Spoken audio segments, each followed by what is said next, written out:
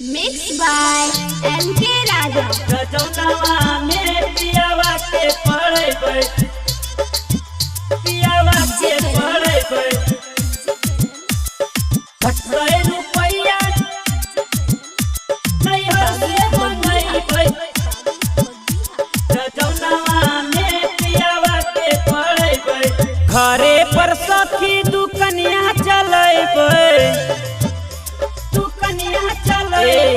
घरे पर सखी दुकनिया चले पे रजौनवा में पियावा के पड़े पे रजौनवा में पियावा के पड़े पे ₹100 नैहर से मंगई पे ₹100 नैहर से मंगई पे रजौनवा में पियावा के पड़े पे रजौनवा में पियावा के पड़े पे पियावा के पड़े पे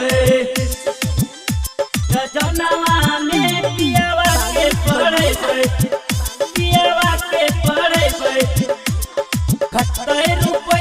नैहर से मंगई पे साइंस कॉलेज में करे पे एडमिशन पियावा के भेजबे हम तीन गो ट्यूशन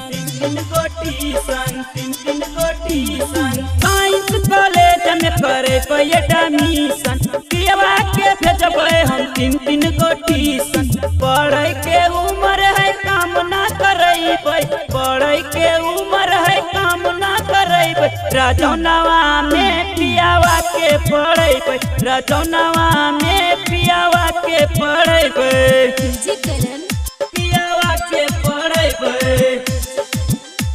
रजौनवा में पियावा के पड़े पे